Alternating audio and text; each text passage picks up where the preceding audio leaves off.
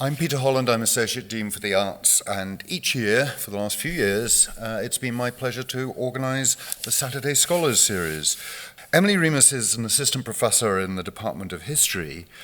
She did her undergraduate work at Swarthmore and then went to the University of Chicago for her MA and then PhD, after which she was a visiting scholar at the American Academy of Arts and Sciences, which is itself a mark of great distinction. She was a postdoctoral fellow here in the Department of History and then became a tenure-track assistant professor. And she is also a concurrent assistant professor in gender studies, in the gender studies program here. Her book, which is called A Shopper's Paradise, How the Ladies of Chicago Claimed Power and Pleasure in the New Downtown, came out from Harvard University Press earlier this year, I don't know exactly when, a few months ago? In April, and she is beginning work on her second project, which is on women and the development of consumer credit, and she's been given a fellowship from the American Council of Learned Societies to support that work. Even more impressive, an article of hers which fed into the first book on, you do have a great line in titles, Tippling Ladies and the Making of Consumer Culture, an article that appeared in the Journal of American History, was used as a focus for an online installment of the journal when they were focusing on how you could teach using the articles that appear in that major publication. So let me hand her over to you, and you over to her, and her title is A Shopper's Paradise, How Women Shaped Chicago's Loop. Emily Remus.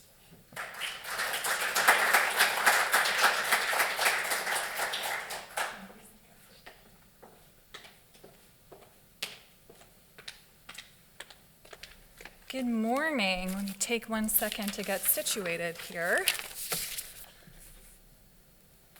So thank you so much for joining me on this last cold home weekend.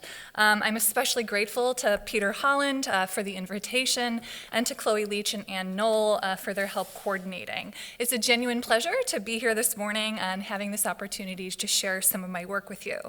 What I'd like to talk to you about this morning is the book that I just published with Harvard University Press, A Shopper's Paradise.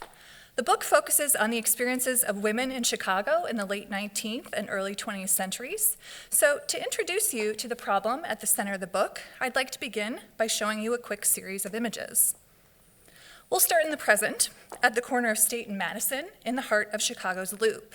Here, in 2012, City Target opened in the former Carson Peary Scott department store building, which was built there in 1899.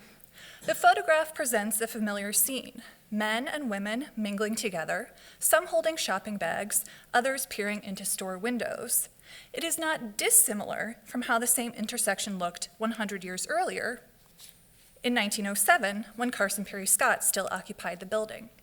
The cars have been replaced by carriages and the buses by streetcar lines, but still the same general picture holds. Again, we see men and women together, some window shopping and others carrying packages. These sights were commonplace in downtown Chicago along State Street a century ago. If we zoom out for a broader view of the intersection, we see a thoroughfare nearly saturated with recently established consumer institutions. Nestled amid enormous department stores, working clockwise, we have Mandel Brothers, Marshall Field's, Hillman's, and the Boston store. So nestled amid these enormous department stores were restaurants, theaters, hotels, cafes, and a host of specialty retail shops, new businesses that drew women with money to spend into the city center for purchasing and pleasure. Now let us go still further back in time, to 1870, before the Great Fire, when Lake Street was still the city's main commercial thoroughfare. The contrast is sharp. Absent are most of the department stores, theaters, and retail shops. Absent too, you'll notice, are most of the women. Instead of a dense network of consumer institutions, we have a hodgepodge of commercial enterprises, a printer and paper supplier, a dry goods dealer, a wholesale druggist, a tin plate shop, and a newspaper office. Of course, there were some consumer institutions, but this was a downtown devoted chiefly to wholesale, finance, processing, and manufacturing. Its buildings and infrastructure, no less than its cultural practices, supported the male workers and businessmen who dominated the urban economy. Women could certainly still be found downtown, running errands, attending public events, and working for wages. Yet the downtown was primarily a space that women were expected to move through, not linger in or enjoy. Moreover, women were discouraged from venturing out without a male escort. Notice that the women in this image are not walking alone. Unaccompanied women were refused service in most hotels, restaurants, cafes, and theaters. Even dry goods merchants, preoccupied with their wholesale businesses, offered scant amenities to female customers. Accordingly, to eat, drink, rest, or even use a bathroom, Chicago ladies were often forced to return home. Put simply, women experienced the downtown as mere visitors, not rightful occupants. Note, too, that the image offers no evidence of women window shopping or carrying packages. This is a key point. Such consumer activities a century and a half ago were regarded as inappropriate public behavior for ladies. Proper decorum actually discouraged women from pursuing the very practices that could sustain a consumer economy. How, then, did women become integrated into the metropolitan commercial landscape in a downtown dominated by men? How did they attain their status as the quintessential consumers, the fuel of a mass consumption, mass production economy? How do we get from here to here? And how did the presence of women consumers shape a new downtown? These are the central questions of A Shopper's Paradise, and they are pressing questions since women came to comprise the primary market for most consumer institutions in the 20th century. They were the foundation of a mass consumer society that consolidated after the Second World War. And even today, women continue to control nearly 3/4 of household spending in the United States. A Shopper's Paradise examines the entry of women consumers into the urban public realm, as well as the unexpected social, political, and legal conflict that their presence provoked at a crucial moment in the growth of the consumer economy. This conflict over gender and space shaped the creation of a built environment and cultural norms that upheld women's consumption and sustained the rise of American consumer capitalism. It produced the modern consumer city, a place where respectable women could publicly indulge their desires. My story unfolds at the turn of the 20th century in Chicago. At the time, no city figured more prominently in the national imagination, thanks in no small part to its spectacular demographic and commercial growth. Between 1870 and 1910, Chicago nearly doubled its population each decade, expanding from less than 300,000 inhabitants to nearly 2.2 million. Chicago's economic growth was equally astonishing. The city's commercial success stemmed largely from its location at the center of the nation's vast railway network. Fully 1/3 of all railway mileage in the United States connected there, making Chicago the greatest railroad hub on the planet. You can see in this image from the early 20th century how the freight car lines radiated out from Chicago like spokes on a wheel. Hailed as the great central market, Chicago stood at the center of a vast transportation and communication network that circulated new commodities and cultural standards across the United States, helping to define the new contours of consumer society. Chicago department stores such as Marshall Field's, Carson Pirie Scott, and Siegel Cooper attracted visitors from across the country, while their wholesale operations supplied general stores in myriad far-flung cities and small towns. Meanwhile, Chicago companies, led by Sears Roebuck and Montgomery Ward, dominated the nation's emergent mail-order trade. Together, these businesses expanded State Street's reach to Iowa, Nebraska, and beyond. In addition to a particular city, A Shopper's Paradise tells the history of a particular group of people, women with disposable income and leisure time. They were the wives and daughters of industrialists, merchants, and financiers, as well as of managers and professionals. These moneyed women, as I call them, ranged from middle class to truly elite. They provided the cultural authority and financial capital that propelled the new consumer economy. And it's important to note here that due to the discriminatory practices of the era, these women were also overwhelmingly white. Moneyed women had, of course, purchased goods and services in decades past, but at the end of the 19th century, the scale and pace of American consumption increased exponentially. This growth was driven by innovations in production and distribution that gave rise to new consumer institutions, most notably department stores. And of course, Chicago was home to some of the nation's largest and most successful, such as Marshall Field's and Carson Peary Scott, the interior of which is shown in this painting from 1908. Dwarfing the size and profits of traditional dry goods houses, department stores pioneered new strategies of enticement to sell a multitude of goods to their primarily female clientele.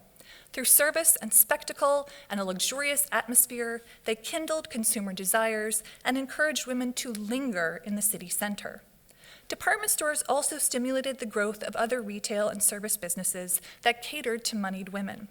Tea rooms, cafes, confectionaries, soda fountains, and restaurants arose to revive weary shoppers.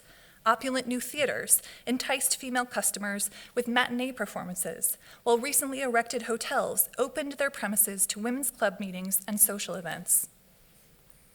As Chicago's downtown came to be nearly saturated with businesses that relied on female consumption, the number of women who flowed into the city center each day continued to grow. But women's presence there was not universally welcomed. While retailers, restaurateurs, and theater owners sought to entice women to linger downtown, other city leaders, including industrialists and moral reformers, challenged ladies' public presence. Each chapter of A Shopper's Paradise focuses on a particular conflict or flashpoint as these different interest groups negotiated the terms of Chicago women's incorporation into the downtown. And I use the word incorporation quite deliberately, as I mean both ladies' social and cultural integration into public life, as well as the insertion of their corporeal forms into the urban landscape.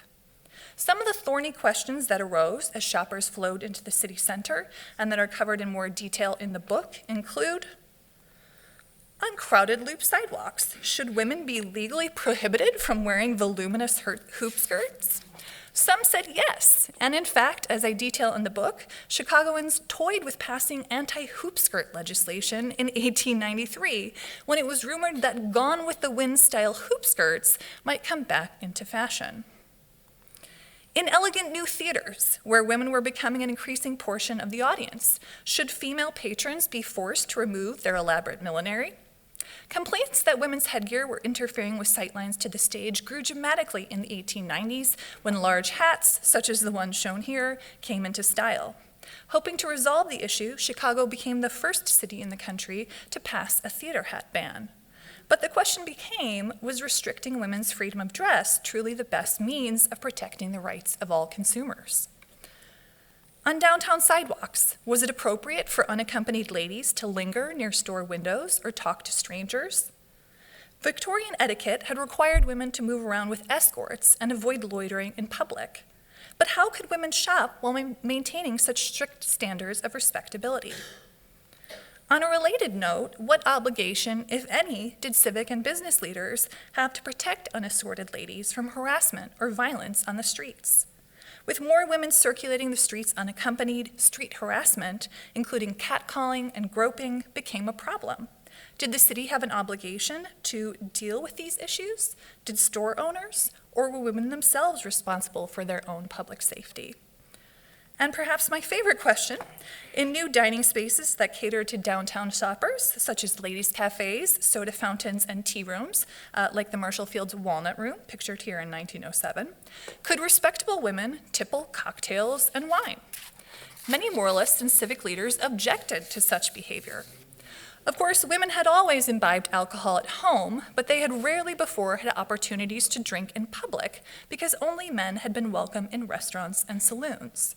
Now that new dining spaces were open to women, would permitting them to drink alcohol create an epidemic of tippling ladies causing drunken havoc on the city streets? How should the city cope? Many of these questions seem ridiculous to our modern ears, but Chicagoans battled fiercely over these issues at the turn of the century, and in doing so, they redefined the terms on which women could access the downtown. With the remainder of my time today, I'd like to focus on one particular flashpoint to give you a sense of the type of stories you might encounter in my book. The conflict unfolded over the flow of downtown traffic and the appropriate use of the city streets.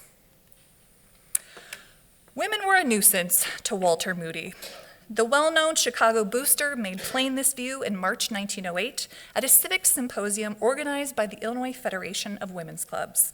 Moody was there to address the most urgent problem facing the modern metropolis: traffic congestion. Speaking in his capacity as head of the Chicago Association of Commerce, a prominent business group, Moody advised an audience of 150 women that they might easily diminish congestion in the loop by modifying their consuming practices. Chicago women sharpened traffic woes, he contended, by lingering until rush hour in State Street department stores and specialty shops. To ease congestion, he recommended a shopping curfew. Gather up your bundles and baby carriages and go home at 3 o'clock in the afternoons, and the working girls and men will have some chance to get a seat in the cars. Heed this advice, tell 50 other women, and induce each one of them to tell 50 others, and we will come fairly close to solving the transportation problem.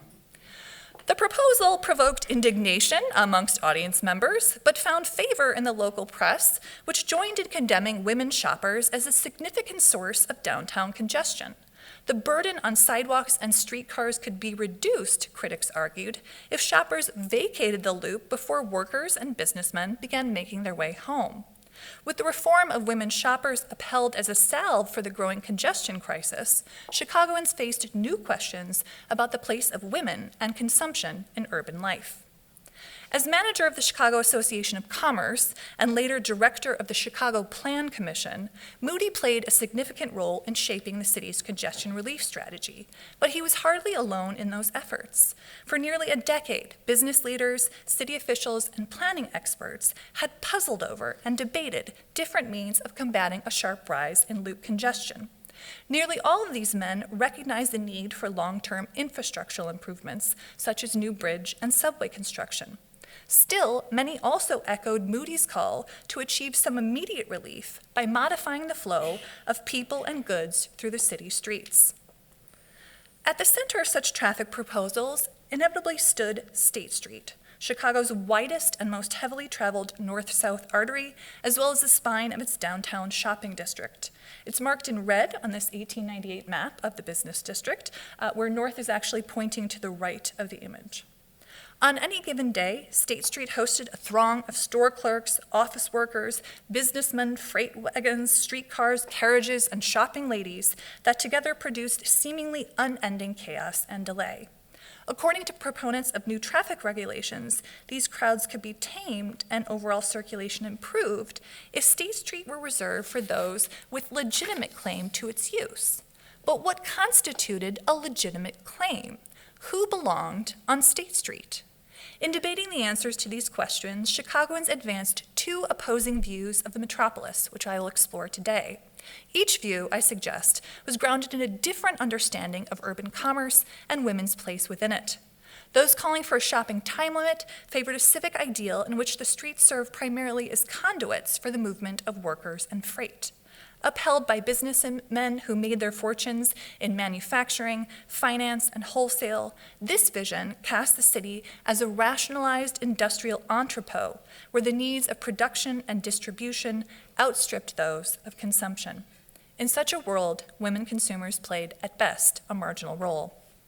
Chicago retailers subscribed to a second model of the metropolis.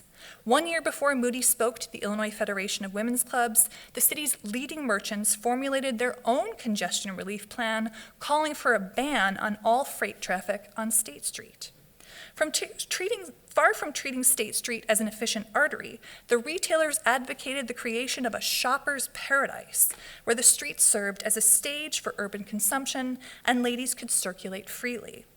Unlike the industrialist model, this view of the city foregrounded consumer institutions and cast shopping ladies as key players.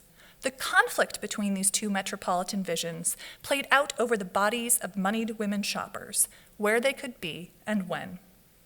Of course, efforts to regulate female bodies in public were nothing new.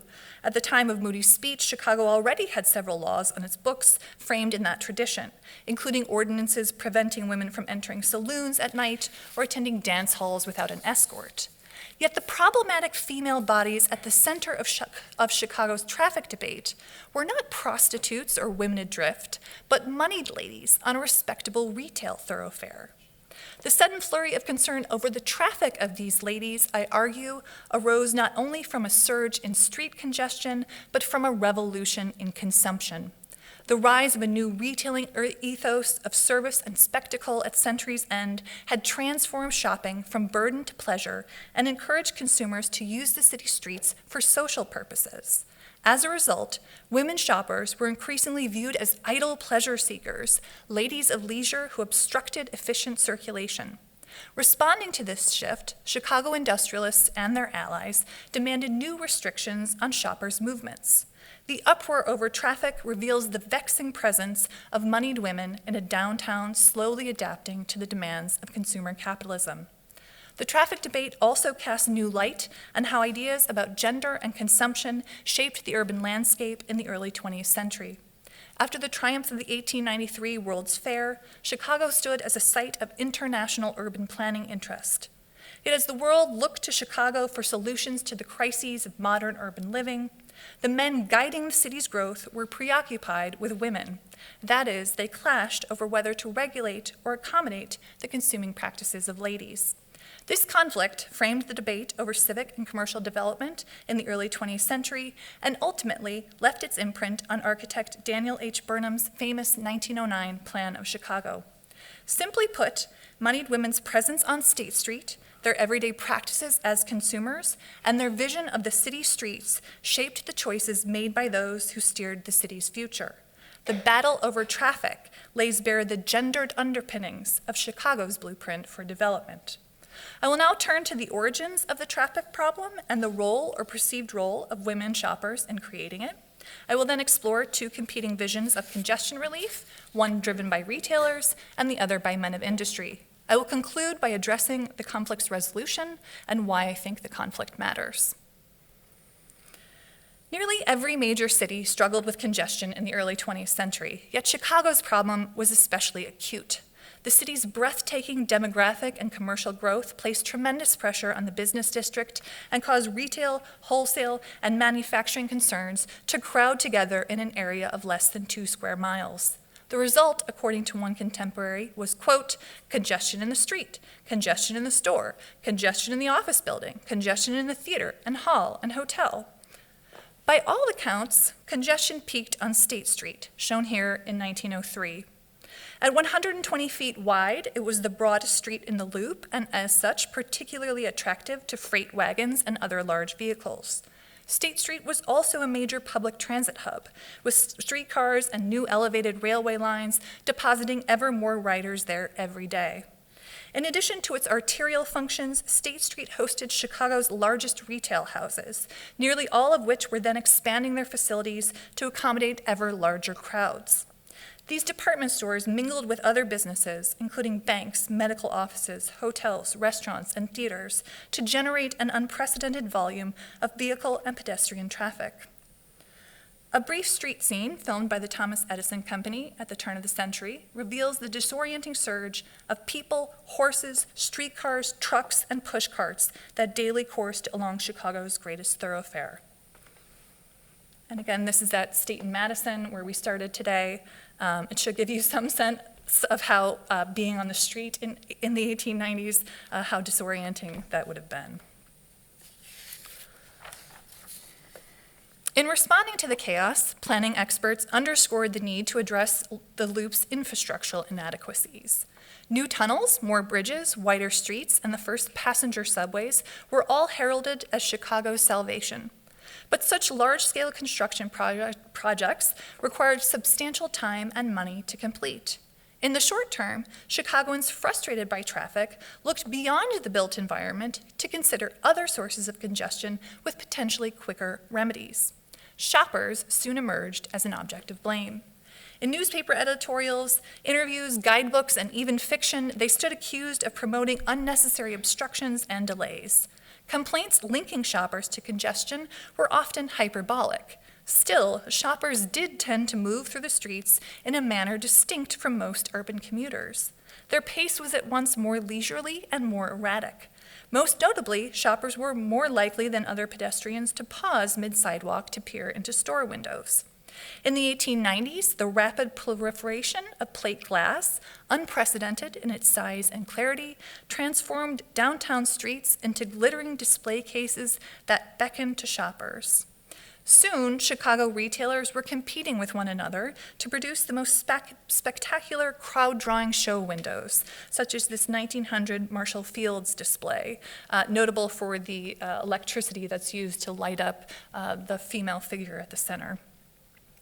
More often than not, these displays were designed to appeal to the women customers who were said to account for the vast majority of State Street purchases. Photographs of State Street from the period reveal sidewalks lined with women surveying artfully arranged shirtwaists, hats, gowns, and gloves as male pedestrians hurry past.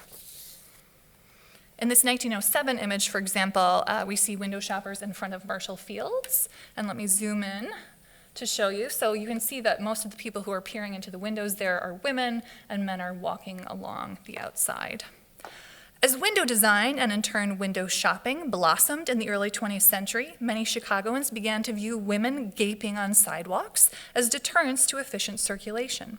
These perceptions were reinforced by the still new and unfamiliar rhythms of window shopping, which often contradicted basic traffic principles by encouraging weaving, pausing, and even backtracking. Shoppers also differed from other pedestrians in their tendency to walk in groups. Unlike most commuters who rushed solo to and from work, shoppers often used the streets as sites of social intercourse, places to meet acquaintances, show off purchases, or stroll with friends. Indeed, by the turn of the century, shopping had become a social activity. The social aspects of shopping are readily apparent in photographs of State Street. In a 1905 Chicago Daily News photograph, for example, Christmas shoppers are shown walking together in pairs, some with small children in their arms, while a large group of ladies moves together in a row across the background. In contrast to women shoppers, the men in these scenes are typically walking alone, sometimes with legs blurred from hurrying past the photographer's lens. Another 1905 photograph taken in front of Siegel Cooper department store underscores these divergent walking styles as three women moving abreast with packages in hand are passed by individual men.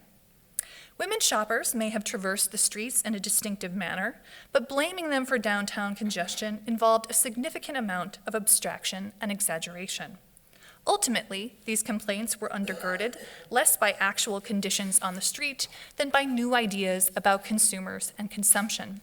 Indeed, as shopping came to be redefined as a form of leisure at century's end, shoppers, who had once been thought to perform necessary, if not important work, were increasingly viewed as idle pleasure seekers, disengaged from the real business of the metropolis and incapable of understanding the need for efficiency or the value of other people's time.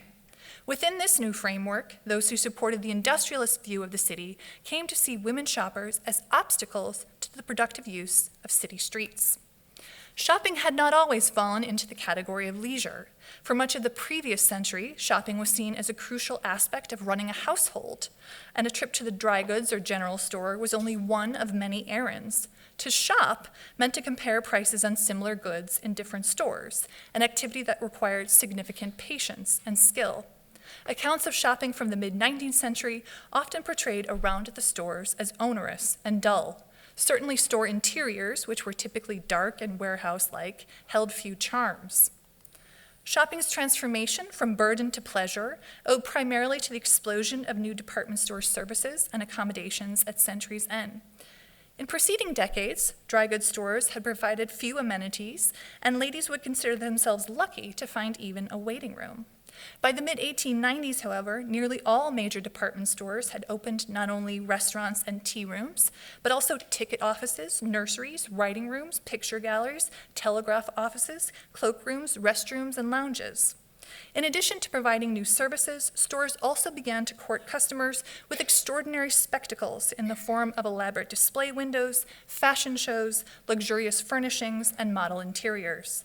The store atmosphere became, in the words of one contemporary, a fairyland, as evoked in this image of Marshall Field's opulent Tiffany mosaic dome. Retailers' new emphasis on service and spectacle obscured the market relations upholding department store exchanges and in turn disguised the work of consumption. Once a tedious chore, shopping now seemed to offer endless opportunities for excitement and pleasure. Accordingly, shopping came to be defined as anything but legitimate business. In the words of one contemporary, quote, "To the Chicago woman, shopping is an entertainment." As the lines between production and consumption, business and pleasure, work and leisure became more distinct, shoppers were increasingly painted as ladies of leisure who wasted precious time. To Chicago businessmen, however, time was money. According to a 1902 investigation, the average Chicagoan, assumed to be male, lost $1,000 per year waiting on block streets and closed crossings. Although the accuracy of such calculations is questionable, many Chicagoans clearly believed that minutes wasted in commuting to work, delivering goods, or keeping appointments translated directly into lost profits. Determined to protect their bottom lines, Chicago's business community rushed to solve the traffic crisis. Two competing visions of congestion relief emerged, one backed by the owners and managers of retail houses, the other by manufacturers, wholesalers, and financiers. At the center of each proposal stood the moneyed woman shopper. In 1904, representatives from all of Chicago's department stores and large retailers assembled in the heart of State Street at the Palmer House Hotel, the exterior of which is shown on the right-hand side of the street scene from 1900. The merchants' goal at this meeting was to formulate a plan to address traffic congestion. Like countless other Chicagoans, they feared their prospects were being harmed by the city's escalating traffic woes. Together, the merchants formed the State Street Improvement Association, a permanent body devoted to abating traffic congestion and transforming State Street into, quote, "the best paved, cleanest, and handsomest thoroughfare in the world, a veritable shopper's paradise." With these aims in mind, the retailers proposed to restrict the traffic not of women shoppers, but of commercial freight. According to the SSIA, the unwieldy trucks and wagons that barreled through State Street every day were the real source of congestion, as well as a grave danger to the women shoppers who navigated the street. Speaking on behalf of the SSIA's traffic committee, Louis Stumer, who not only owned two large retail millinery shops, a drugstore, and two restaurants, but who also founded the women's magazine Red Book, called for new restrictions on freight traffic.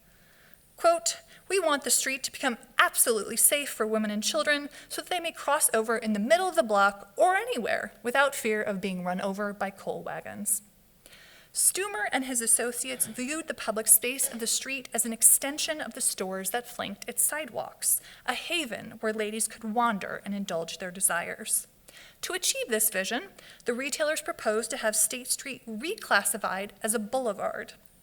As a special province of the park system, boulevards operated under different traffic regulations than ordinary streets and were off limits to all vehicles deemed incompatible with a park's alleged purpose, to offer city dwellers a space of refined bucolic rest.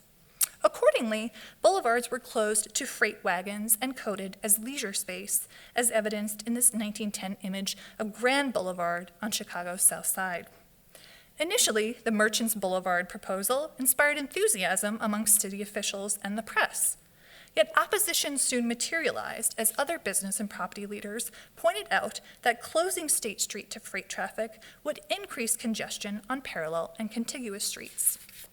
These opponents, clustered in manufacturing, wholesale, real estate, and finance, viewed the streets first and foremost as channels of movement, spaces to pass through, not linger in, and they demanded that each thoroughfare carry its fair share of the traffic burden.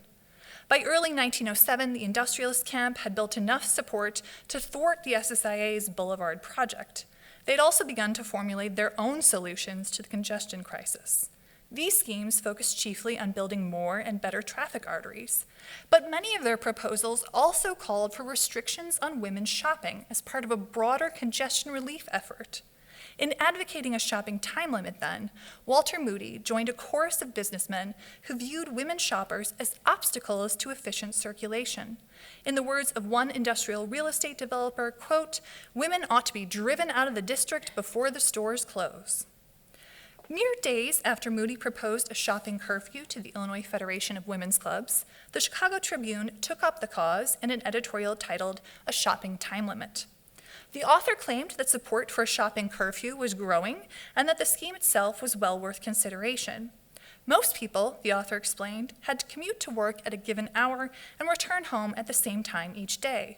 Ladies, by contrast, exercised more control over their schedules and could thus easily avoid the rush hour crush.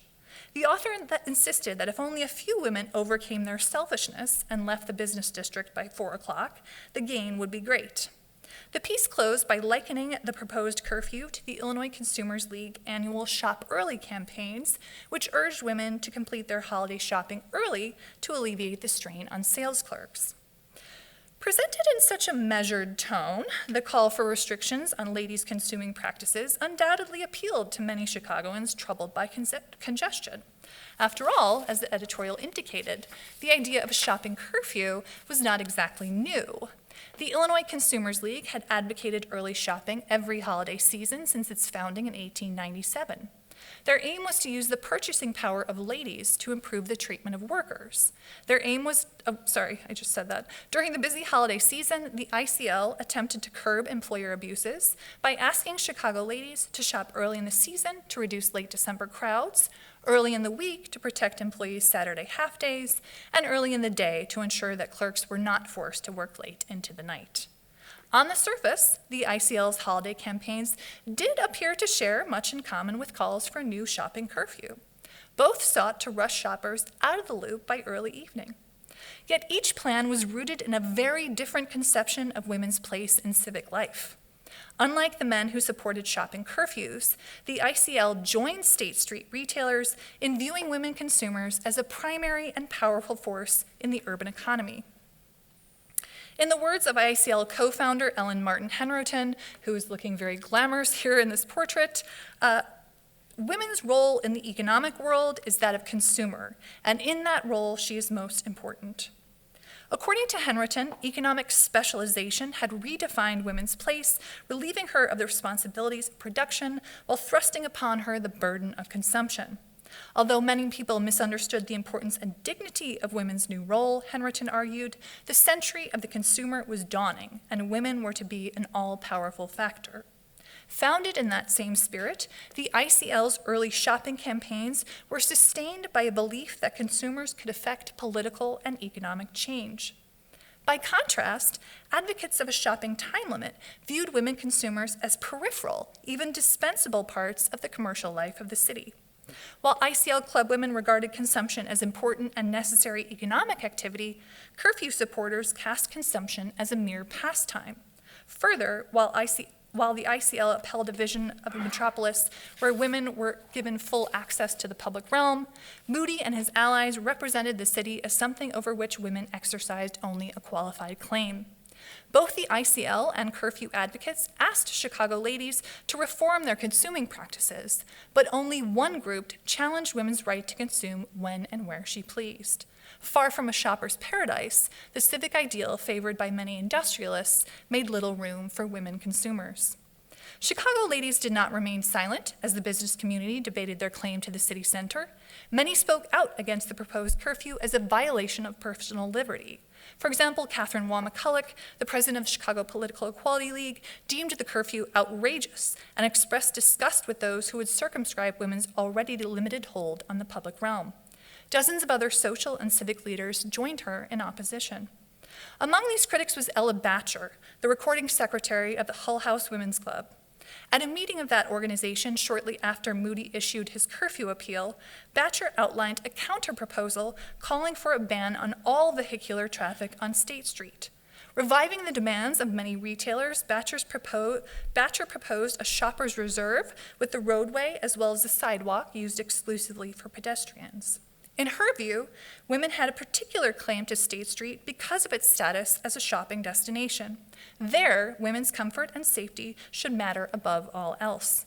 Although her vision of women's dominion did not extend beyond State Street, Batcher nevertheless advocated a civic model where shoppers played a significant role.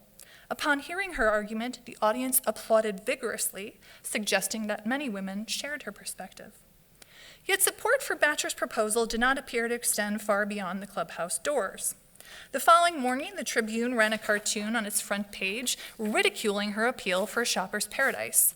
Set at the corner of State and Madison, the same intersection where we began today, the drawing highlighted women's social uses of the street and depicted a feminized space of sociability, leisure, and consumption. So just to get your bearings, up in this right-hand corner is the Carson Perry Scott department store building. So let me zoom in for a moment.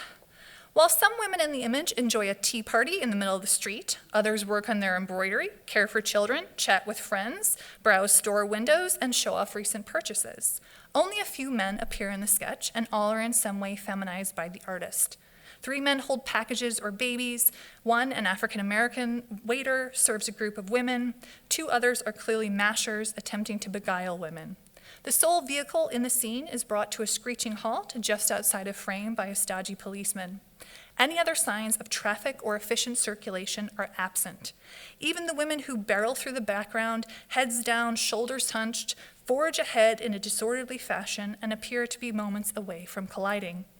The scene brings to life the worst fears of those who propose to make Chicago a rationalized and masculine marketplace.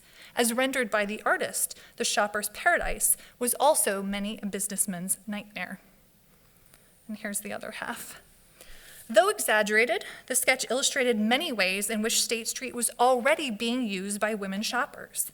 Ladies peeping into windows, mothers holding onto the hands of small children, and pairs engaged in conversation had all become familiar fixtures there in recent years. Even as it rejected the shopper's paradise then, the cartoon tacitly acknowledged that space, both physical and ideological, had been made for women consumers in public life. This evolution was also apparent in statements made by Chicago's industry men over the next several years, as they adapted to the presence of consuming ladies. Still, tensions persisted over how best to resolve the traffic crisis and make use of the city streets. Ultimately, it was the publication of Daniel H. Burnham's Plan of Chicago in 1909 that helped ease the conflict. The plan offered a sweeping blueprint for Chicago's development that reflected the interests of the businessmen who sponsored it, members of the powerful Commercial Club of Chicago, an organization that drew businessmen from across the city's industries and, crucially, both sides of the traffic debate. As noted on its first page, the plan aimed to, quote, bring order out of chaos and address the overcrowding and congestion of traffic that paralyzed the vital functions of the city, end quote. In short, whatever its other aims, the plan offered yet another proposal for congestion relief. Unlike earlier schemes, however, Burnham's plan took into account the convenience of both producer and consumer. Indeed, the plan resolved tensions between the retailers and industrialist civic visions by incorporating aspects of both. It achieved this feat primarily by emphasizing spatial differentiation and specialization, which I explain in greater detail in the book. At base, Burnham's plan illuminates a city in transition, reorienting to an economy sustained by women's consumption. Although shoppers never appeared in the text and no women were mentioned in the list of subscribers, ladies were nevertheless written into Chicago's blueprint for growth. Indeed, the plan reflected earlier contests over the flow of traffic and women shoppers' uses of the streets. The battle over traffic congestion is just one of the curious conflicts explored in my book as women consumers were drawn in unprecedented numbers into the city center. This conflict matters, not simply because it prompts us to rethink our assumptions about the seamless and inevitable development of American consumer society, but because it shaped the social, legal, and physical environment that permitted that society to flourish. In the contest over consumption and space, Chicagoans established a new commercial public realm that men and women could occupy together. They also shaped the contours of the downtown landscape we enjoy today. If you'd like to learn more about shopping curfews, hoop skirt bans, theater hat laws, tippling ladies, and Chicago's importance to the development of consumer culture, please consider ordering a copy of my book on Amazon or on Harvard University Press's website. And thanks so much for your time and attention today, and go Irish!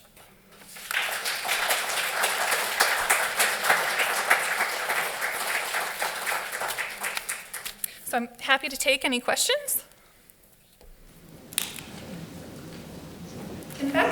When did the State Streets, was it what Marshall Field established the first large store on State Street? And when was that, in the late 1880s or early? In the early, so Potter Palmer, who is the developer of the Palmer House that I showed earlier in the slide presentation, purchased a long strip of State Street in the 1860s. And what he did at that point was try to entice the city's leading businessmen to take up residence on State Street. And he himself had been a dry goods dealer at the time and was actually in partnership with Field and Leiter, who later became the partners of Marshall Field, and the Marshall Field eventually bought them out. So the transition of these department stores that had been, or not department stores, but general stores that had been up on Lake Street towards State Street really began when Potter Palmer purchased that lot. But it's not until the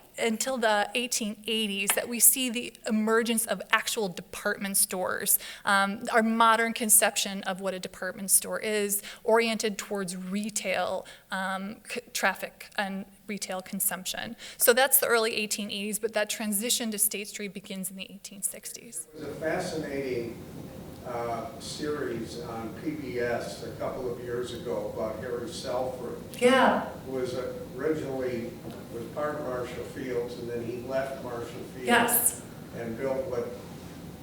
And he was actually the leading figure in organizing Marshall Field's retail side of the business. Marshall Field himself was actually primarily interested in the wholesale business. He was interested in how they could ship their products across the country and supply dry goods dealers across the country. Meanwhile, he was not particularly interested in how they could sell goods at home in Chicago. That was really Harry Selfridge who stepped in and came up with a lot of the merchandising innovations that helped to move goods in Marshall Fields and made it a big success. He was actually the person who initially suggested opening a tea room in Marshall Fields. Other restaurants had opened in other Chicago department stores, and he felt that Marshall Fields was falling behind by not having that. So yeah, he was a very important figure.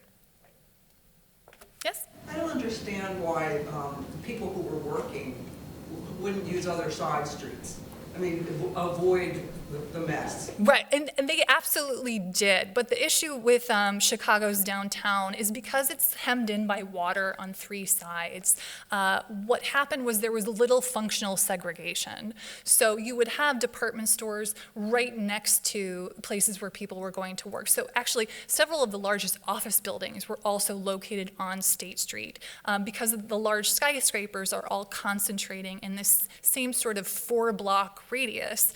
The other issue is that most of the public transit still ended up at the same places, right? So even if you wanted to avoid State Street, you'd still be deposited there and would have to make your way to your office building. So yes, and you could certainly see in terms of the way that the streets looked that State Street ended up being a much more feminine space when you look at pictures from the period.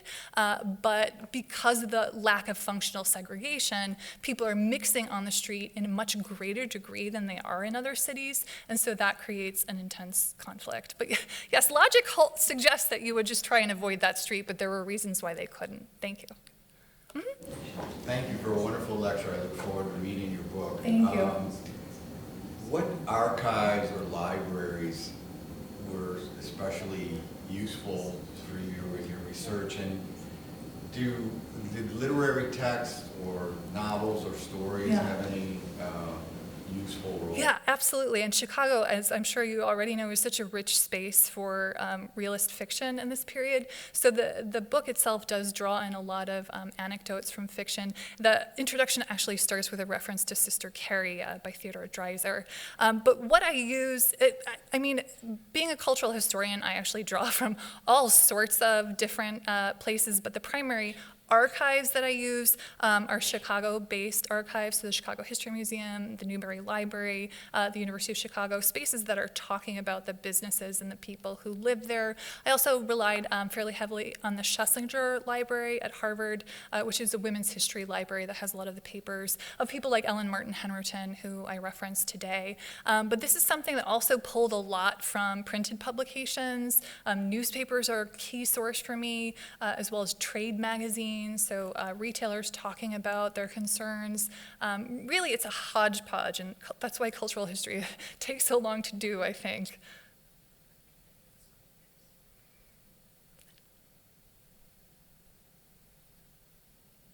Well, I don't want to keep all of you from enjoying this beautiful game day and getting off to your tailgates. Thank you so much for coming. Thank you.